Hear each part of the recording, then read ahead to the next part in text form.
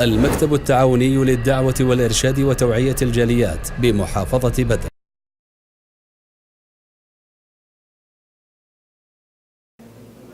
بسم اللہ الرحمن الرحیم. الحمد للہ رب العالمین والعاقبۃ للمتقین والصلاة والسلام علی اشرف الانبیاء والمرسلین نبینا محمد وعلی آلہ واصحابہ اجمعین وذریاتہ ومن تبعہم بإحسان الی یوم الدین. اما بعد، آج ہم نے انشاءاللہ سیرت النبی صلی اللہ علیہ وسلم کے حوالے سے جو ہم نے بات شروع کی تھی، ان میں ہم 5 جو اپنے سبق تھے ان کو ختم کیا تھا، اور آج ہمارا انشاءاللہ 6واں سبق ہے. اور انشاءاللہ جو آئندہ ہفتے میں کوشش کروں گا کہ ہر بھائی کو اس کی ایک کاپی جو ہے وہ دے دیں گے، تاکہ ہم نے امتحان بھی دینا ہے اور اس کے لیے آپ کے لیے آسانی رہے. آج ہمارا یہ موضوع ہے کہ حضرت نبی کائنات علیہ الصلاۃ والسلام کی والدہ ماجدہ سیدہ آمنہ کی وفات کب ہوئی اور کہاں پہ ہوئی ہے، اس کے بارے میں انشاءاللہ تعالیٰ بات کی جائے گی. تو ہم پہلے کتاب کی عبارت پڑھتے ہیں، پھر اس کی وضاحت کی جائے گی. آمنہ اپنے متوفی شوہر کی یاد وفا کے لیے یثرب میں ان کی قبر کی زیارت اور بنو نجار کے ان کے ماموں سے ملاقات کے لیے نکلیں. ان کے ساتھ میں ان کے یتیم بیٹے محمد صلی اللہ علیہ وسلم اور ان کی خادمہ ام ایمن اور ان کے سرپرست عبد المطلب تھے. وہاں 1 ماہ ٹھہری. واپس ہوتے ہوئے راستے میں مکہ و مدینہ کے درمیان ابوا نامی ایک مقام پر مدت مقررہ آ پہنچی اور وہیں دفن کی گئیں. اس طرح محمد صلی اللہ علیہ وآلہ وسلم ابھی 6 برس کے ہی تھے کہ انہوں نے اپنی ماں کو بھی الوداع کہہ دیا. رسول اللہ صلی اللہ علیہ وسلم کی والدہ ماجدہ مکہ مکرمہ سے مدینہ کے لیے نکلی ہیں. مدینہ منورہ کو اس وقت یثرب کہا جاتا تھا، اور غرض یہ تھی کہ ان کے چونکہ شوہر حضرت عبداللہ جو تھے وہ مدینہ منورہ میں ان کا انتقال ہو گیا تھا، وہیں ان کی قبر تھی. تو قبر کے زیارت کے لیے اور جو بنو نجار جو ان کے ماموں تھے ان سے ملاقات کے لیے ان کی دعوت پر بھی اور ملنے کی غرض سے بھی وہ وہاں پہ جاتی ہیں. تو وہاں پہ 1 ماہ ٹھہری ہیں. ان کے ساتھ دوسرے لوگ بھی تھے. وہاں ٹھہرنے کے بعد مکہ مکرمہ کی طرف راستہ اختیار کیا. تو یہ بدر کے پاس سے ہوتے ہوئے یہ ابوا آگے، جس کو اب گریبہ یا خریبہ وغیرہ کہتے ہیں، آپ کو پتہ ہے کیا کہتے ہیں اس کو؟ خریبہ. ہاں، تو وہاں پر جو ہے وہ جب ان کے پہنچتے ہیں تو ان کی اچانک طبیعت خراب ہوتی ہے، اور وہیں پر ہی ان کا انتقال ہو جاتا ہے اور ان کو دفنا دیا جاتا ہے. اللہ کے نبی صلی اللہ علیہ وسلم کا ایک بڑا دلسوز ایک منظر ہے کہ آپ صلی اللہ علیہ وسلم وہاں پہ ٹھہرے. قبر پر آپ چمٹتے ہیں، روتے ہیں. آپ صلی اللہ علیہ وسلم چونکہ بچے تھے، 6 سال کے تھے، تو آپ صلی اللہ علیہ وآلہ وسلم جو ہیں اس کے بعد آپ صلی اللہ علیہ وسلم مکہ کی طرف گئے ہیں، اور اپنی ماں کو یوں آپ نے الوداع کہا کہ وہیں ان کو مدفون کر دیا گیا. دادا عبد المطلب کے سائے عاطفت اور شفیق چچا کی کفالت میں. اس کے بعد دادا عبد المطلب کی ذمہ داری بہت بڑھ گئی، چنانچہ انہوں نے آپ کی کفالت و پرورش کی اور آپ پر اپنی عاطفت کا سایہ دراز رکھا. محبت، شفقت، پیار، ودت، خلوص کا سایہ دراز رکھا. ابھی محمد صلی اللہ علیہ وسلم 8 سال 2 مہینے 10 دن کے ہوئے تھے. کتنے؟ 8 سال 2 مہینے اور 10 دن کے ہوئے تھے کہ آپ کے دادا عبد المطلب کا انتقال ہو گیا. پھر آپ کے چچا ابو طالب اپنی پھر آپ کے چچا ابو طالب نے اپنی غریبی اور بچوں کی کثرت کے باوجود آپ کی کفالت کی۔ ابو طالب جو تھے کہ وہ پیسے کے اعتبار سے کوئی مالدار نہیں تھے، اولاد ان کی بڑی زیادہ تھی، لیکن اس کے باوجود بھی انہوں نے آپ صلی اللہ علیہ وسلم کی کفالت کی۔ آپ کے چچا اور چچی نے آپ کو اپنے ایک بیٹے کی طرح سمجھا۔ اس یتیم بچے کو بھی اپنے چچا سے بڑی حد تک الفت و محبت ہو گئی، صداقت و امانت پر آپ کی نشو و نما ہوئی، حتیٰ کہ یہی آپ کا لقب ہو گیا اور یہی آپ کی شناخت اور پہچان بن گیا۔ جب کہا جاتا کہ امانت دار آ گئے تو لوگ جان لیتے کہ محمد آ گئے ہیں صلی اللہ علیہ وسلم۔ عبد المطلب جو تھے، آپ کی والدہ سیدہ آمنہ کی وفات کے بعد نبی صلی اللہ علیہ وآلہ وسلم کا جو پورا سلسلہ کفالت تھا وہ آپ کے دادا نے سنبھال لیا اور ہر اعتبار سے آپ کا خیال کیا۔ نبی صلی اللہ علیہ وسلم کی جب عمر 8 سال 2 مہینے اور 10 دن کے ہوئے تھے تو آپ کے دادا ابو طالب بھی، آپ کے دادا عبد المطلب بھی فوت ہونے کے جب قریب پہنچے تو آپ نے اپنے سارے بیٹوں میں دیکھا کہ کون سا میرا بیٹا محمد کی صحیح کفالت کرے گا، ان کا خیال کرے گا۔ تو انہوں نے اپنے موجود سارے بیٹوں میں سے ابو طالب کا عبد المطلب نے ابو طالب کا انتخاب کیا، اور ابو طالب نے آپ صلی اللہ علیہ وآلہ وسلم کی کفالت کو بخوشی تسلیم کیا، قبول کیا اور اظہار کیا خوشی کا کہ میں محمد کی کفالت کروں گا صلی اللہ علیہ وسلم۔ لہذا آپ صلی اللہ علیہ وسلم کو آپ کی کفالت میں دے دیا گیا، اور انہوں نے آپ کے ساتھ بے پناہ محبت کی۔ محبت کی کئی ایک مثالیں ہیں تاریخ میں، شاید کہ آپ کو بہت کم ایسے ملے گا کہ کسی چچا نے اپنے بھتیجے کی اس انداز میں خدمت کی ہے کہ اگرچہ ساری کائنات ایک طرف ہو جائے اور ایک طرف اس کا بھتیجا ہو تو اس نے دنیا کی دولت کو، شہرت کو، مال کو، دولت کو، سب کو ٹکرا دیا، لیکن اپنے بھتیجے کو نہیں جانے دیا، حالانکہ بھتیجے کا دین بھی الگ تھا۔ اور یہ دیکھ لیں، ایک مثال چھوٹی سی میں آپ کے سامنے ذکر کروں گا کہ نبی صلی اللہ علیہ وآلہ وسلم پر جب نبوت کا آپ نے اعلان کیا تو آپ صلی اللہ علیہ وآلہ وسلم کے دشمن بڑھ گئے، اور ابو طالب جو تھا وہ بھی ابھی تک مسلمان، وہ تو ہوئے نہیں مسلمان، لیکن یہ ڈر تھا کہ کہیں کو اچانک لوگوں کی یہ سازشیں تھیں کہ محمد کو ختم کر دیا جائے صلی اللہ علیہ وسلم۔ تو آپ صلی اللہ علیہ وسلم جو تھے وہ رات کو جب سوتے اپنے بستر پہ تو ابو طالب جو تھے وہ رات کو جب ساری دنیا سو جاتی تو اچانک سے اپنے بیٹے علی کو اٹھاتے، اور علی کو اٹھانے کے بعد نبی صلی اللہ علیہ وسلم کے بستر پہ لے کر آتے اور محمد کو اٹھا کر کے صلی اللہ علیہ وسلم اپنے بیٹے علی کے بستر پہ لٹا دیتے۔ کیوں؟ اس غرض سے کہ اگر خدا نہ خواستہ کوئی باہر سے دشمن آتا ہے محمد صلی اللہ علیہ وسلم پر حملہ کرنے کے لیے، قتل کرنے کے لیے، تو اگر وہ قتل بھی کرے تو میرا بیٹا علی قتل ہو جائے، محمد بچ جائے صلی اللہ علیہ وسلم۔ یہ محبت کی ایک بہت اعلیٰ مثال ہے جو کہیں نہیں ملے گی۔ ہر ایک کو اپنی اولاد بہت عزیز ہوتی ہے، جو مرضی ہو، خون ہے نا، لیکن انہوں نے اپنی اولاد تک کو قربان کر دیا محمد کی ناموس اور عظمت کے لیے صلی اللہ علیہ وآلہ وسلم۔ تو آپ کے چچا نے، چچی نے کوئی فرق نہیں کیا، ایک بیٹے کی طرح آپ کو پالا، اور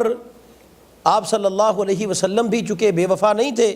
آپ نے بھی اپنے چچا کے ساتھ بے پناہ محبت پیار کیا۔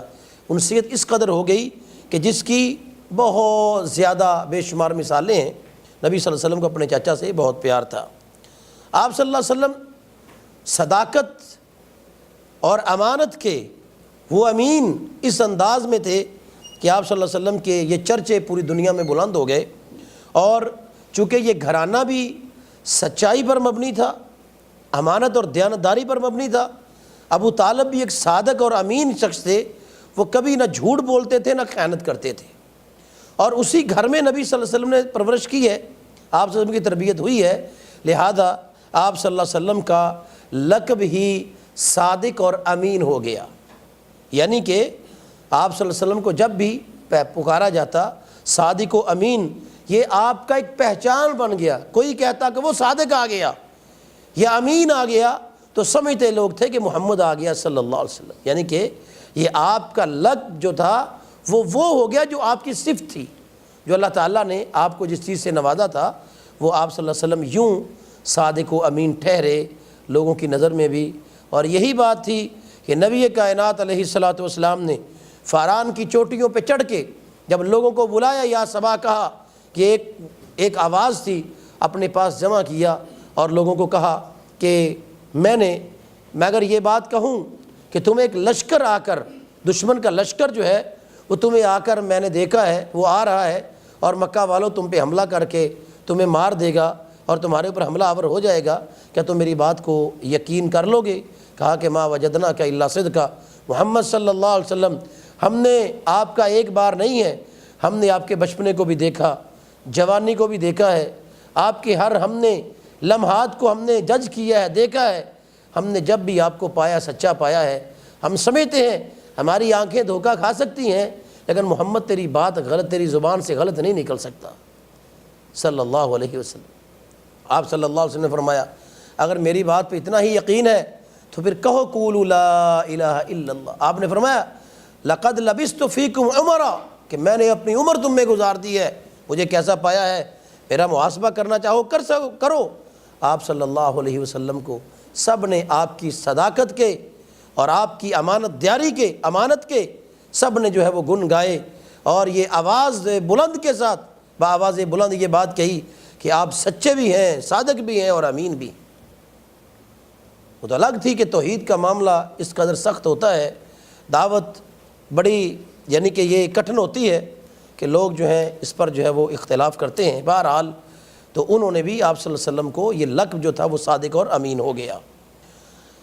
سیدہ خدیجہ رضی اللہ تعالیٰ عنہ سے نکاح کے بارے میں جانیں گے۔ جب آپ جوان ہو گئے تو آپ نے حصول معاش اور زندگی کے دیگر معاملات میں اپنے آپ پر اعتماد کی کوشش شروع کر دی۔ آپ نے محنت اور حصول معاش کا سفر شروع کر دیا۔ کچھ اجرت لے کر آپ نے قریش مکہ کے بعض افراد کی بکریاں چرائیں۔ آپ نے شام کے ایک تجارتی سفر میں بھی حصہ لیا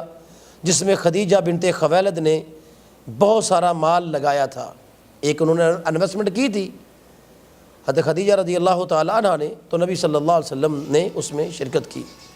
خدیجہ رضی اللہ تعالیٰ عنہ ایک مالدار خاتون تھیں۔ اس سفر میں ان کے مال کا نگران اور ذمہ دار ان کا غلام میسرہ تھا۔ اللہ کے رسول صلی اللہ علیہ وسلم کی برکت و امانت سے خدیجہ کی تجارت میں بڑا نفع ہوا جو اس سے قبل کبھی نہ ہوا تھا۔ انہوں نے اپنے غلام میسرہ سے اس نفع عظیم کا سبب پوچھا جو کسی ظلم کے بغیر تھا، یہ پریشرائز نہیں کیا تھا کہ تم مجھے بتاؤ، اس کو کہا کہ تو اس نفع میں صحیح سے بتاؤ کہ یہ اتنا نفع کیوں ہوا ہے، جو چونکہ کسی ظلم کے زیادتی کے بغیر تھا، اور اپنے غلام میسرہ کی بات بغور سنی، اپنے غلام میسرہ کی بات کو بڑی توجہ سے سنا کہ وہ کیا کہنا چاہتے ہیں۔ نیز وہ محمد بن عبداللہ صلی اللہ علیہ وآلہ وسلم سے متعلق کچھ باتیں پہلے بھی جانتی تھیں، چونکہ مکہ میں رہتی تھیں، تاجر خاتون تھیں، نبی صلی اللہ علیہ وسلم کے بارے میں وہ باتیں پہلے بھی جانتی تھیں، اس لیے وہ آپ صلی اللہ علیہ وسلم کی طرف متوجہ ہو گئیں۔ اب ان کے دل میں یہ بات اچھی لگی کہ نبی صلی اللہ علیہ وسلم کی جو شخصیت ہے، آپ کی جو پرسنالٹی ہے، وہ آپ اس پر طاری ہو گئی، اور انہوں نے اس کا انتخاب کیا دلی طور پر کہ میں بھی ایک عورت ہوں، مجھے بھی ایک شوہر کی ضرورت ہے، اگر اتنا اعلیٰ انسان میری عقدیت میری زوجیت میں آ جائے، میرا شوہر بن جائے، مجھے اس سے اور کیا چاہیے۔ تو اس سے قبل وہ شادی کر چکی تھیں، سیدہ خدیجہ رضی اللہ تعالیٰ عنہ پہلے شادی کر چکی تھیں اور ان کے شوہر کا انتقال ہو چکا تھا۔ اب انہوں نے محمد رسول اللہ صلی اللہ علیہ وسلم کی زوجیت میں ایک بار پھر نیا تجربے میں داخل ہونے کا ارادہ کر لیا، شوہر کے ساتھ تاکہ میں نبی صلی اللہ علیہ وسلم کو اپنا شوہر بنا لوں۔ اس سلسلہ میں محمد صلی اللہ علیہ وسلم کی رضا معلوم کرنے کے لیے اپنی ایک رشتہ دار سہیلی کو آپ کے پاس بھیجا، یعنی نبی صلی اللہ علیہ وسلم کے پاس ایک اپنی رشتہ دار جو سہیلی تھی ان کو نبی صلی اللہ علیہ وسلم کی رضا معلوم کرنے کے لیے کہ خدیجہ کا یہ ذہن ہے کہ وہ آپ سے شادی کرنا چاہتی ہیں، تو کیا آپ راضی ہیں یا نہیں، تو آپ کے پاس بھیجا۔ تو محمد صلی اللہ علیہ وسلم کی عمر چونکہ اس وقت 25 سال کے ہو چکے تھے، نفیسہ بنت منبہ نے آپ کے پاس آ کر خدیجہ سے شادی کی درخواست کی۔ آپ راضی ہو گئے، یعنی کہ ان کا نام جو تھا نفیسہ بنت منبہ، یہ ان کی جو رشتہ دار بھی تھی، سہیلی تھیں، یہ نبی صلی اللہ علیہ وآلہ وسلم کے پاس آئی اور جو ہے خدیجہ سے جو شادی کے بارے میں جو طے تھا وہ آپ صلی اللہ علیہ وسلم کے سامنے وہ معاملہ رکھا۔ تو آپ صلی اللہ علیہ وسلم راضی ہو گئے۔ راضی بھی اس طرح ہوئے تھے کہ آپ صلی اللہ علیہ وسلم نے کہا کہ میں اپنے چاچا سے مشورہ کرتا ہوں، چونکہ میرے باپ بھی ہیں، بڑے بھی ہیں، تو آپ صلی اللہ علیہ وسلم نے ہمیشہ مشورے سے کام کرتے تھے۔ نبی صلی اللہ علیہ وسلم نے اپنے چاچا ابو طالب سے مشورہ کیا اور جو ہے اپنے جو چاچی سے بھی مشورہ کیا، اور انہوں نے اور بھی دوستوں سے مشورہ کیا۔ اور چونکہ سیدہ خدیجہ رضی اللہ تعالی عنہ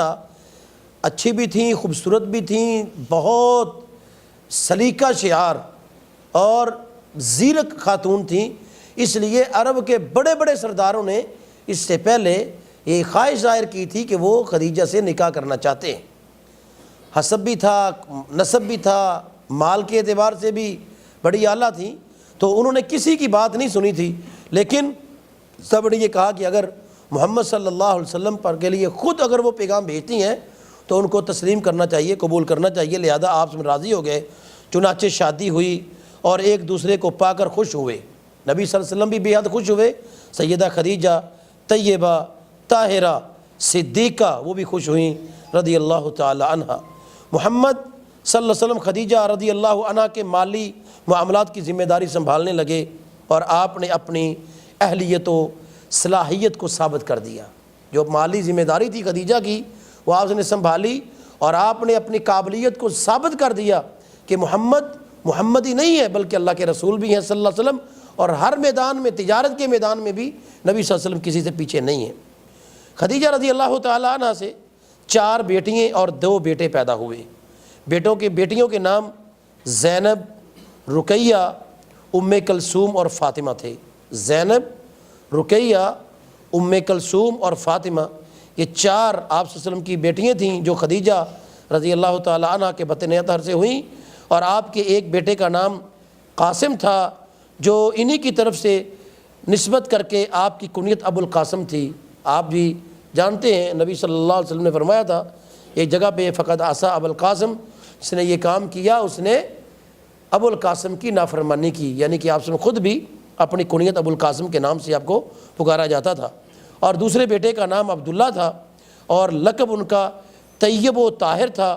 دونوں بیٹے بچپن میں ہی وفات پا گئے۔ اس میں بعض نے کہا ہے کہ نبی صلی اللہ علیہ وسلم کے جو ہے وہ 4 بیٹے تھے، بعض نے 3 کہا ہے، حالانکہ نبی صلی اللہ علیہ وسلم کے سیدہ خدیجہ سے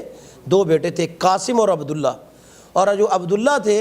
ان کی کنیت تھی طیب اور طاہر۔ بعض نے طیب اور طاہر کو الگ الگ بیٹے شمار کیا ہے، جو صحیح نہیں ہے۔ صحیح یہی ہے کہ حضرت خدیجہ رضی اللہ تعالی عنہ سے جو تھے وہ 4 جو تھے وہ بیٹیاں تھیں اور 2 بیٹے تھے۔ یہ چیزیں تھیں نبی صلی اللہ علیہ وآلہ وسلم کے اعتبار سے۔ یہاں پر چونکہ اس کے بعد ہم جو ہے انشاءاللہ تعالیٰ نبی صلی اللہ علیہ وسلم کی نبوت پر بات کریں گے، ان سے پہلے چند ایک واقعات ہوئے ہیں نبی صلی اللہ علیہ وآلہ وسلم کی زندگی سے۔ ایک بحیرہ راہب کا قصہ ہے، اور ایک جنگ تھی، جنگ فجار، حرب الفجار اس کو کہا جاتا تھا، یہ واقعہ، اور ایک حلف الفضول کا واقعہ تھا، یہ کیا تھا، اور تعمیر کعبہ کا واقعہ، اور حجر اسود کو اپنی جگہ رکھنے کے لیے اہل مکہ کے اختلافات کا فیصلے کا حل، یہ نبی صلی اللہ علیہ وسلم کرنے میں نبی صلی اللہ علیہ وسلم کی حکمت اور بھرپور دانش مندی کا ظہور، یہ نبی صلی اللہ علیہ وسلم نبوت سے پہلے اللہ کی جانب اپنے نبی کی جو حفاظت کس انداز میں اللہ تعالیٰ نے کی ہے۔ یعنی کہ چند ایک موضوعات ہیں۔ بحیرہ راہب کا جو قصہ ہے اس سے پہلے آپ جنگ فجار جو تھی اس کے بارے میں جان لیں۔ نبی صلی اللہ علیہ وسلم نے اس جنگ میں نبوت سے پہلے خود شریک ہوئے تھے، حصہ لیا تھا۔ یہ جنگ اصل میں قریش اور بنو حوازن جو قبیلہ تھا، آپ آ جائے جی، قریش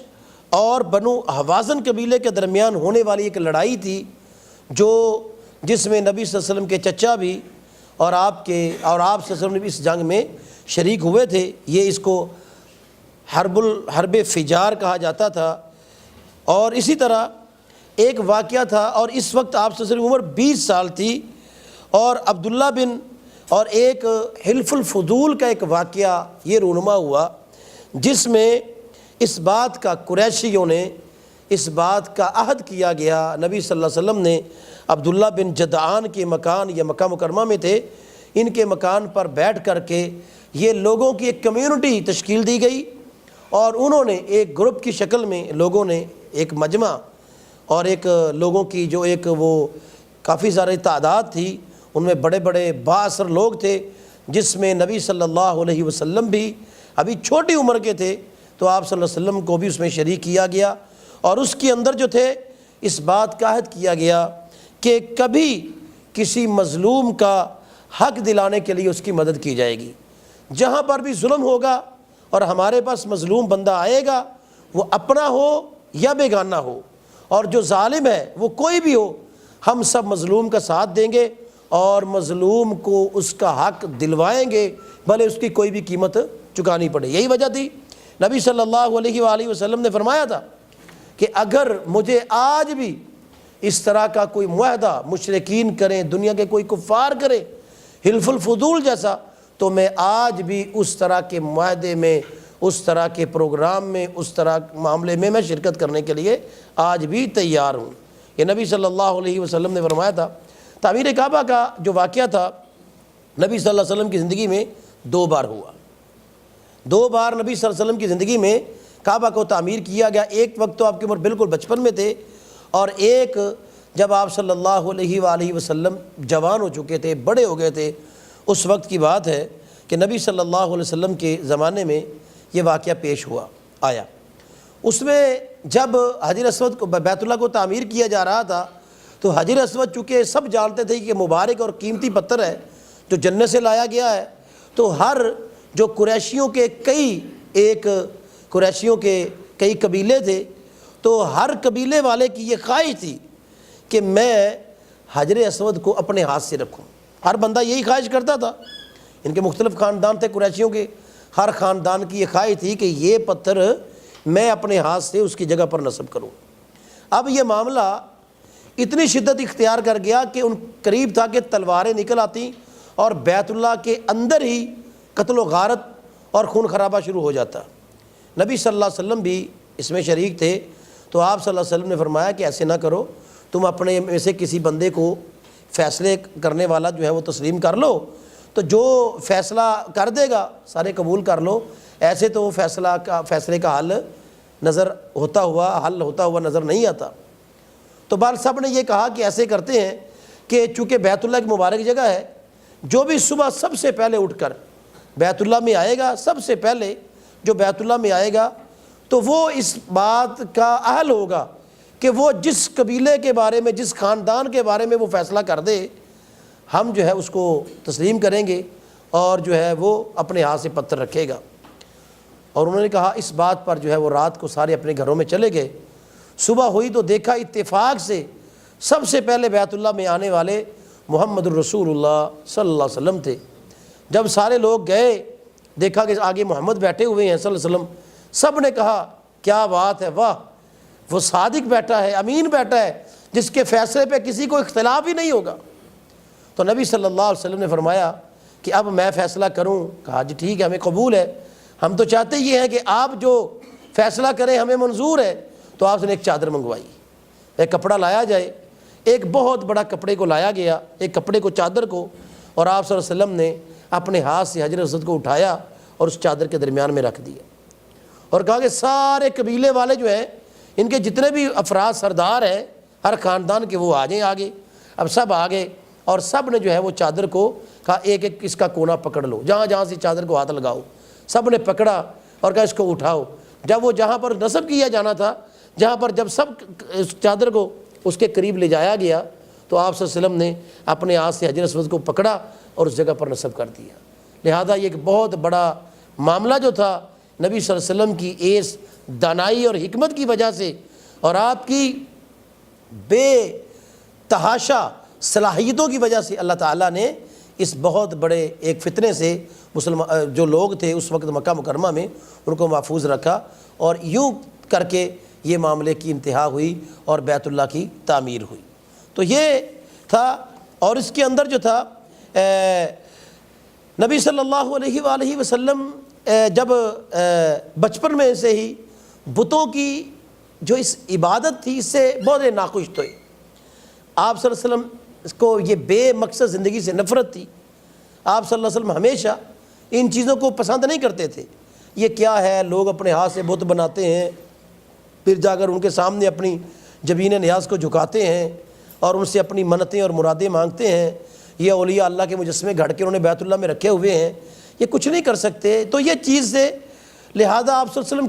کئی راتیں غار ہرا میں گزارا کرتے تھے۔ بڑی اونچی غار ہے، ہم الحمدللہ مکہ مکرمہ میں کے قریب رہتے ہیں، جاتے رہتے ہیں۔ غار ہرا بھی آپ نے دیکھی ہے، بہت اونچی ہے، جس کے جبل نور کہا جاتا ہے۔ یہاں پر نبی صلی اللہ علیہ وسلم جو ہے وہاں پر جاتے تھے، اور اس انداز میں آپ صلی اللہ علیہ وسلم جو ہے وہ جو بھی تھا وہ عبادت کرتے تھے اللہ تعالیٰ کی، چونکہ مکہ والے اللہ تعالیٰ کو مانتے تھے اور ان کا یہی دعویٰ تھا کہ ہم دین ابراہیمی پر قائم ہیں۔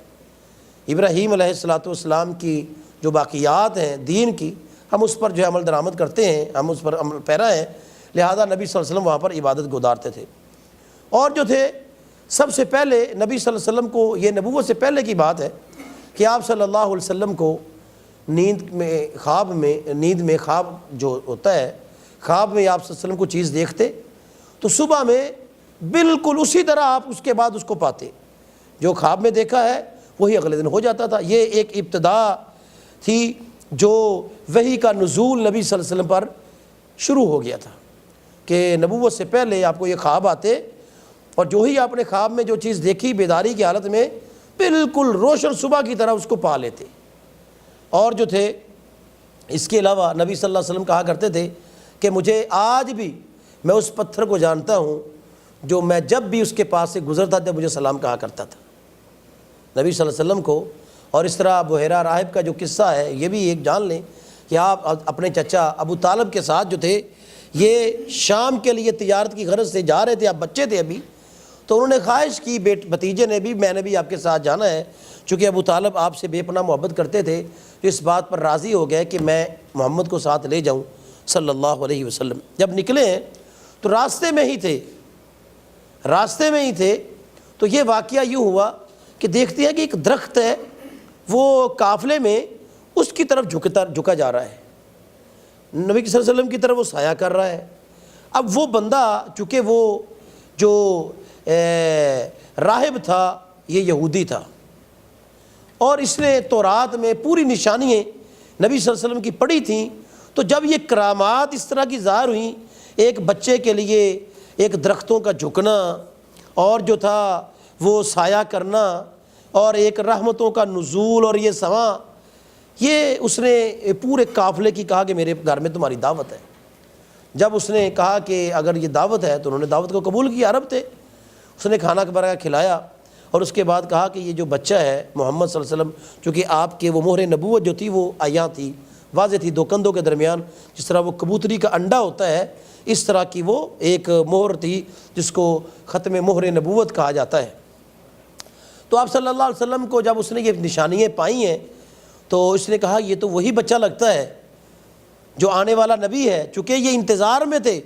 کہ ابھی وقت ایسا آ چکا ہے، حالات ایسے بن چکے ہیں، عیسیٰ علیہ السلام کے بعد ایک اللہ کا رسول آئے گا جس کا نام محمد یا احمد ہوگا، اور جو تھا وہ اس میں یہ نشانیاں پائی جائیں گی اور وہ آخر الزماں پیغمبر ہوں گے۔ تو جب انہوں نے کہا کہ اس بچے کو، چچا ابو طالب کو بلایا، الگ لے گئے اور کہا کہ یہ بچہ مجھے ڈر ہے، بتائی کوئی بات نہیں، اس کو آپ واپس بھیج دیں، مجھے خوف ہے کہیں ایسا نہ ہو کہ اس بچے کو کہیں کوئی نقصان نہ پہنچا دے۔ آپ شام میں جا رہے ہیں، وہاں پر بڑے متعصب قسم کے یہودی موجود ہیں جو بڑے سخت ہیں، کہیں اس بچے کو قتل نہ کر دیں، چونکہ یہ بچہ میں کچھ ایسی نشانیاں ہیں جو اس کی جان کے لیے خطرہ ہو سکتی ہیں وہاں جا کر تو اللہ کے نبی صلی اللہ علیہ وسلم کو روتے ہوئے نہ چاہتے ہوئے بھی آپ صلی اللہ علیہ وسلم کو انہیں زبردستی واپس مکہ میں بھیج دیا۔ یہ کچھ واقعات تھے میرے بھائیوں، یہ ہم نے الحمدللہ اپنے تقریباً اس کے 7 چیپٹر جو تھے وہ پڑھے ہیں۔